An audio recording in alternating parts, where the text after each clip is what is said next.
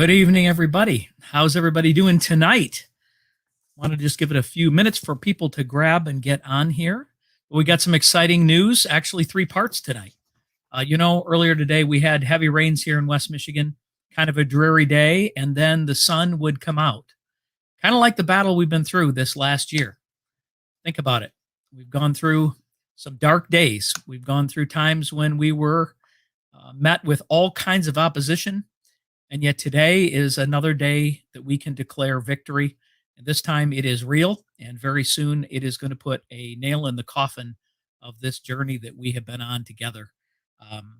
So just wanted to show that to you. Unlock Michigan. It's been a long time coming, but we're proud to announce, again, your work in Unlock Michigan is about complete. As you know, we gathered those signatures. We turned them in last October. We waited on the Secretary of State. And now here we sit months and months later. And finally, we got a ruling by the Supreme Court, only to have the Board of Canvassers basically nullify and decide we're not going to listen to the Supreme Court.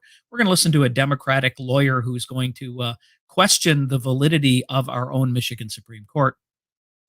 So that's what transpired. And it had to go back up the poll again to say what we mean is what we mean. And we are ordering you to certify the election. That happened, as you know, 4 or 5 days ago. They scheduled a meeting for today, and we never knew what was going to happen. And as it turns out, one of the Democrats didn't show up to the meeting for whatever reason. Maybe they didn't figure it needed to be, since it was going to be 3-0 today to certify the Unlock Michigan petition with over 140,000 additional signatures than what was necessary in order to repeal this 1945 law. When you think back on it, last year in April and May, we were facing executive order after executive order that were affecting every aspect of our life. And that's when we said we were going to join together with the grassroots, the people of Michigan, and do this ourselves. Unlock Michigan, the campaign, put together a plan and a brand. And we said we could get the volunteers to do it. And you guys showed up in unbelievable numbers. We did it in record time.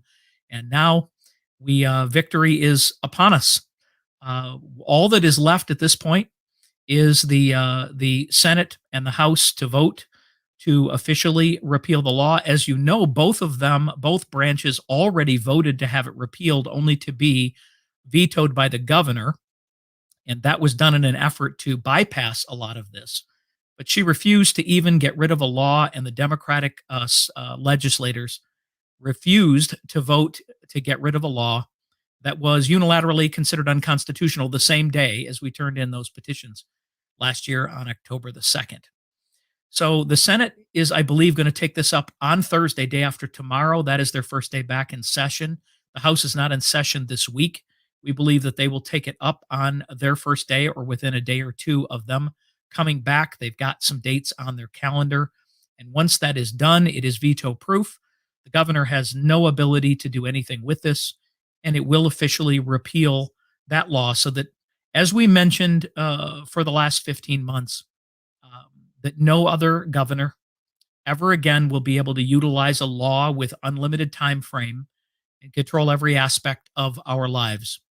And so for that, I want to thank you for all the work that you did on that.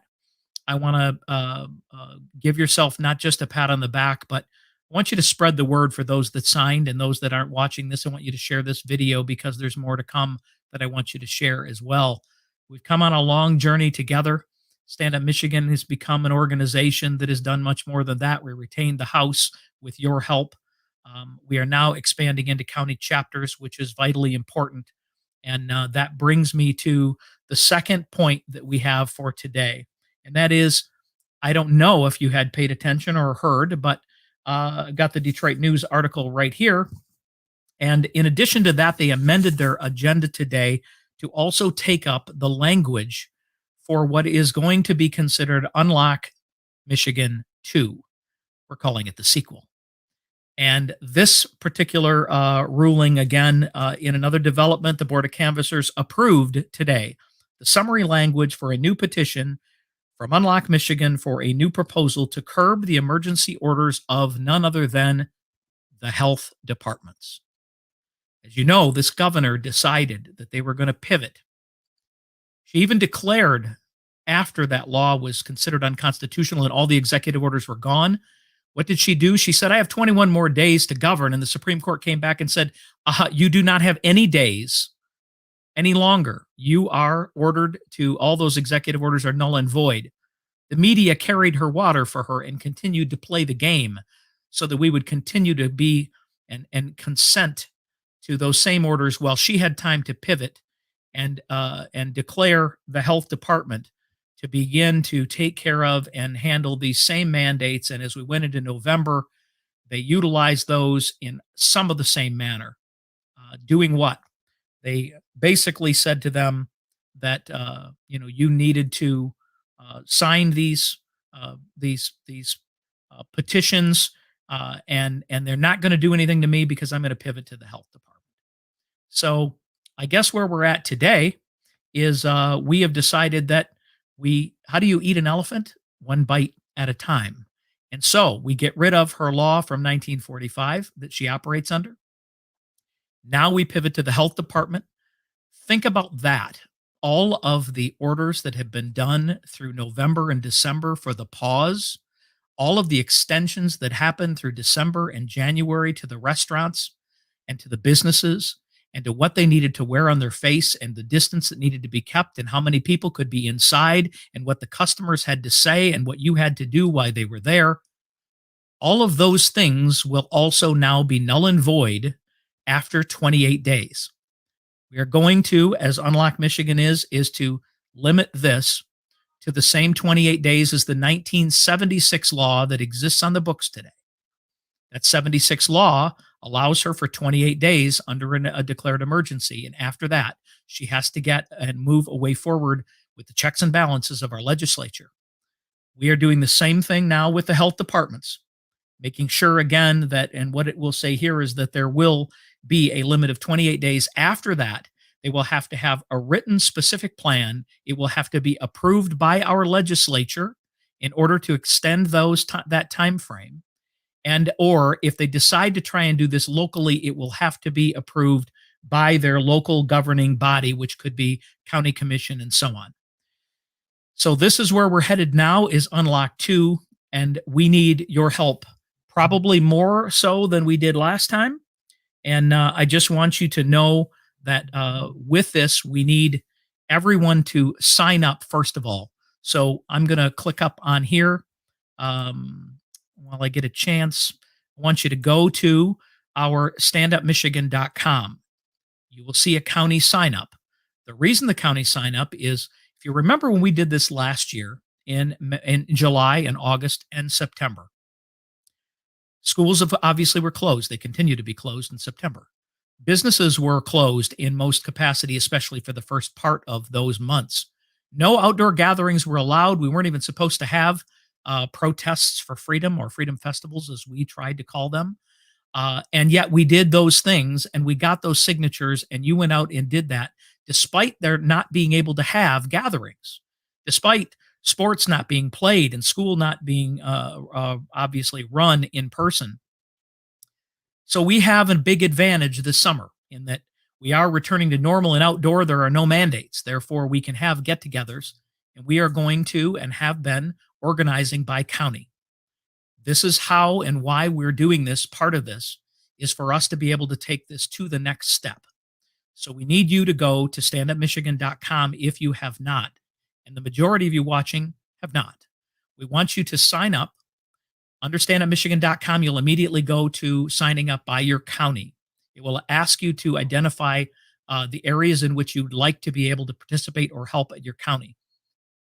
As of next week or the week after, we will have approximately 20 counties that will have kicked off in the state of Michigan, will have assigned their own leadership, their own local group and people that are going to tackle things like the schools, masking our children, options for taking the jab, as we call it.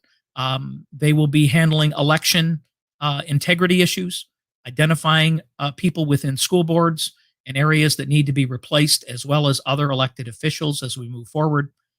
And in the near term, we are going to activate these counties as being the the hub or epicenters of each county where we're going to be able to assist Unlock Michigan by having and being able to have petitions available to be able to be dropped off, picked up, signed, delivered back to certain locations. Those county people will also identify businesses within each county that will participate in this process. We believe that we can break the record of 80 days. We do. We believe that there is an energy to take the power away from the health department. As you recall, Elizabeth Hertel, when she was before the Senate Oversight Committee, said that she may have to control us for up to a year without any oversight from the legislature, and it could be forever. Those were her own words. Why we approved her, I have no idea. But what I can say is let's limit her and or that department's authority for anyone in the future that they are not going to be able to tell our business people, our schools, and our people exactly what they think they're going to do based on a lack of science other than political science. That's what we faced. It's what we're facing again, and the battle rages. So let's get this done this summer. We will have in a very short amount of days an estimated time frame of when this is going to kick off, but with the language approved, it kind of gives us the ability to move forward and Unlock to begin to print petitions. And then we will plan and be able to have lots of communication with you on these kind of lives.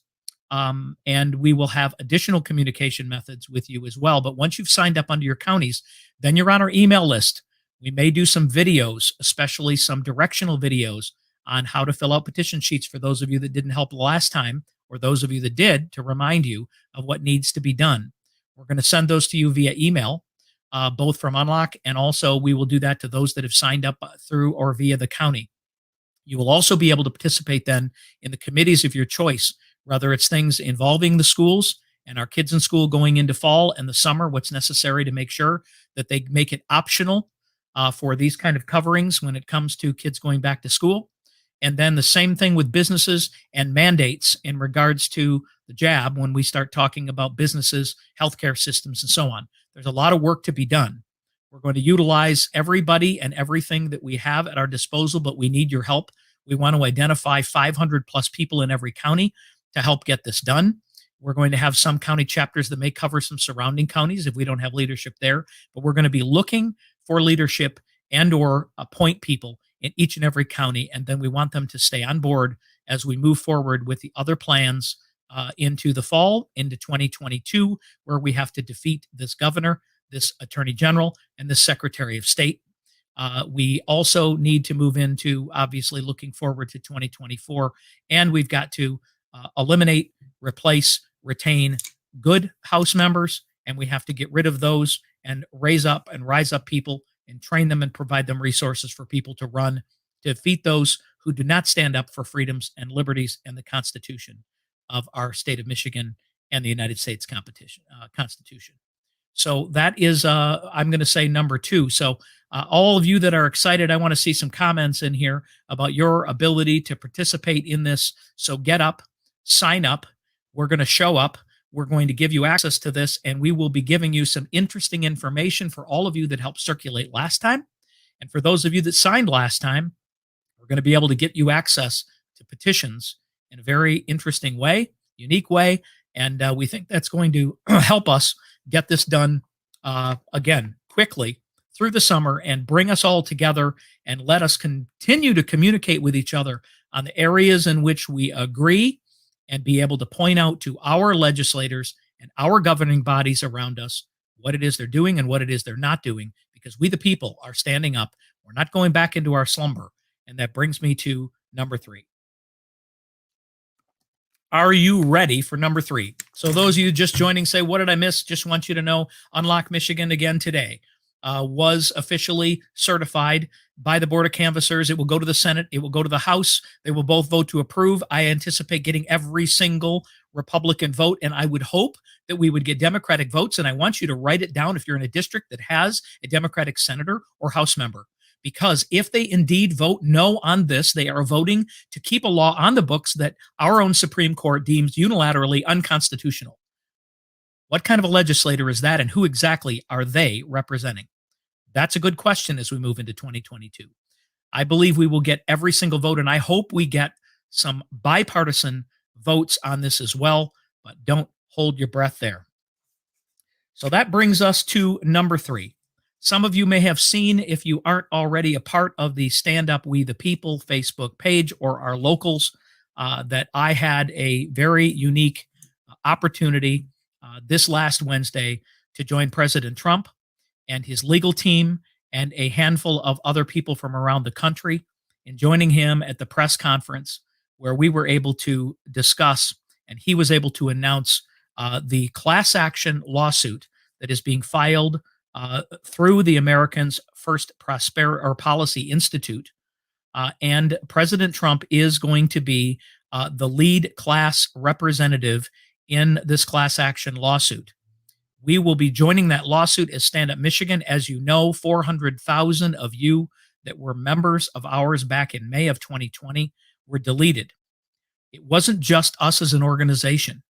It was 1,600,000 connections through Messenger that you had with other people that disappeared that same day.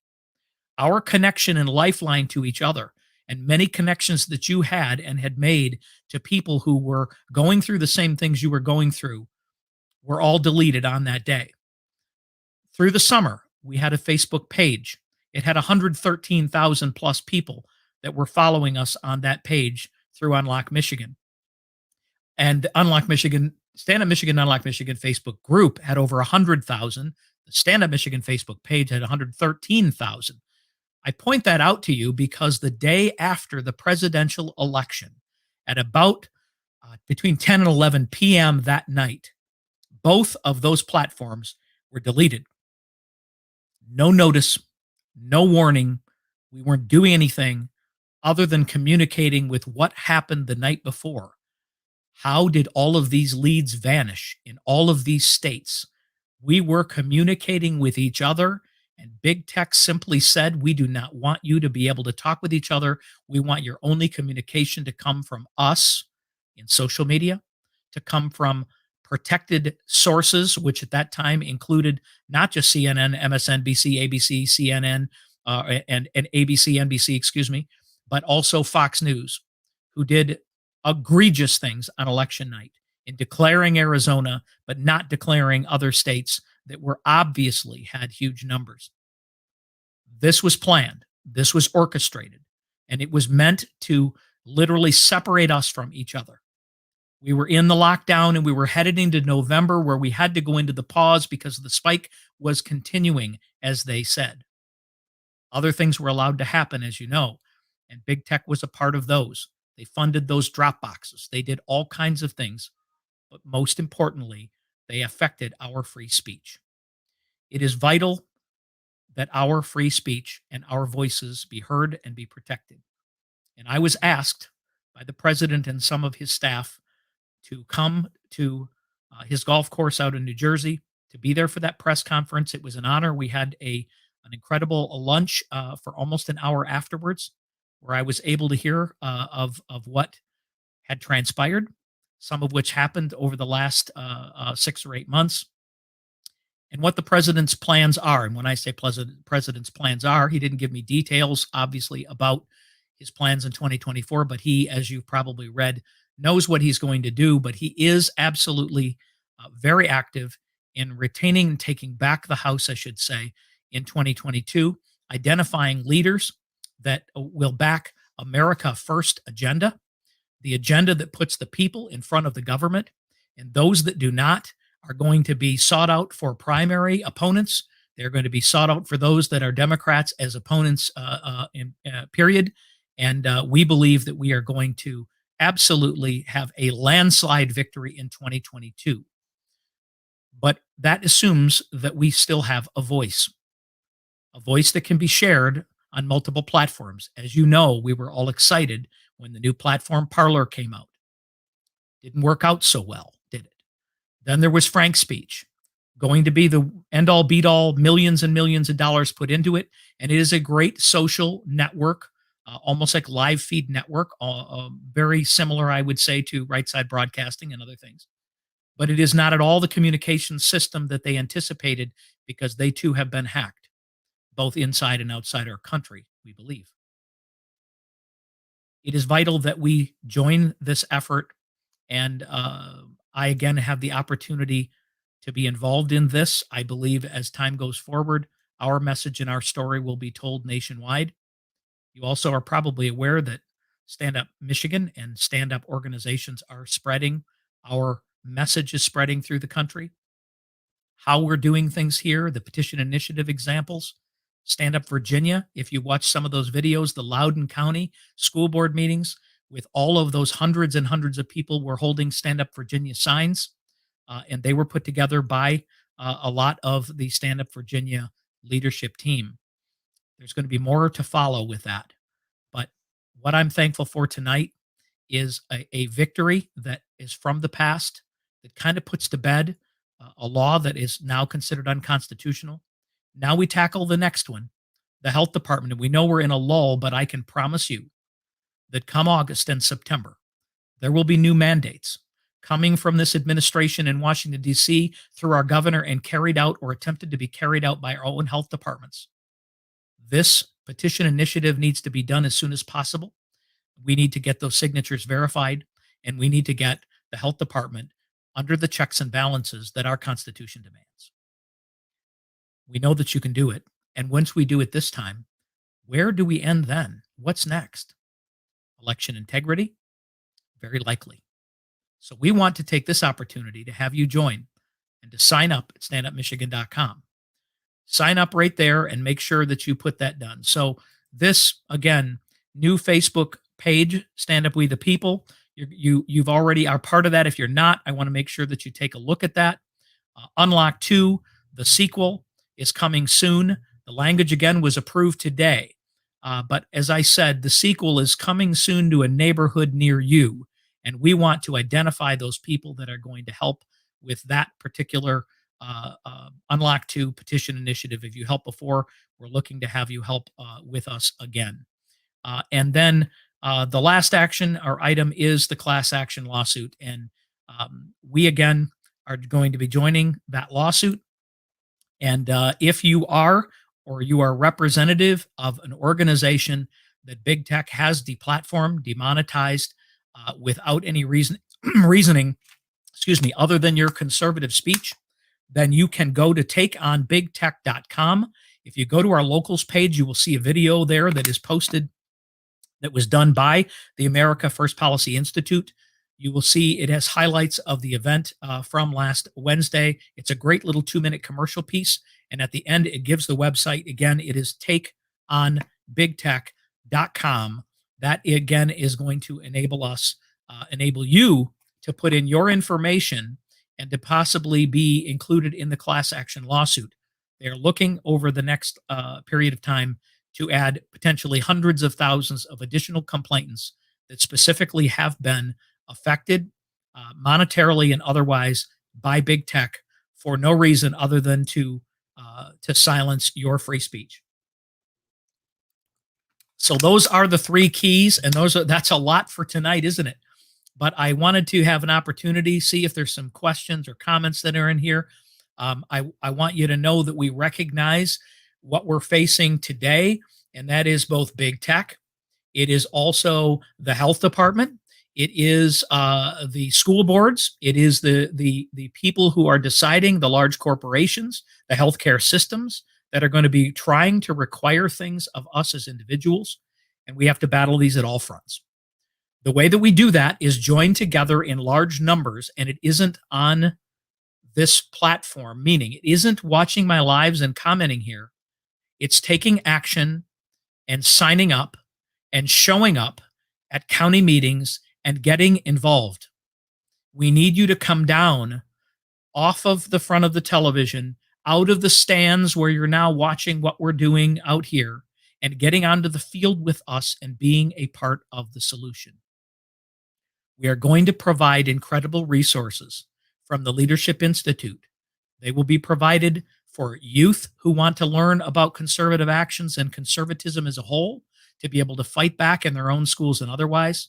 We're going to provide resources through the Leadership Institute for people who want to run for school board. They already have a terrific program that is an online on-demand course that we can get free for you if you would like to be a part of a school board.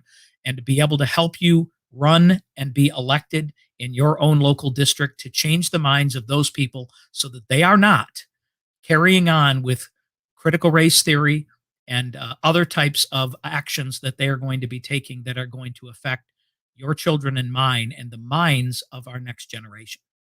It's vital that we do this. We want people of faith to get involved. If your church in your county has not been involved, it is time for you to stand up. If they will not stand up and they are too worried about standing up for free speech, freedom of assembly, and freedom of religion, I am sorry, but you need to find another church. You need to find another pastor who's being led by God, because the battle and the war rages today. We are in a spiritual war like we have never faced before. This is not a political war. This is a spiritual war. This is, yes, a global attack. But the global attack is coming from more than just a political enemy. It is coming from a spiritual enemy. What we've accomplished today has been fantastic and amazing, and God has brought an amazing people and a group of people together, but it is simply not enough. They have had decades to prepare for what they're doing right now, to take over every aspect of your life, including your personal medical choices, your children's lives and their minds, and they're taking away the control of you from your children by demanding things of them, and you will have no say about it, and your children will recognize and accept that.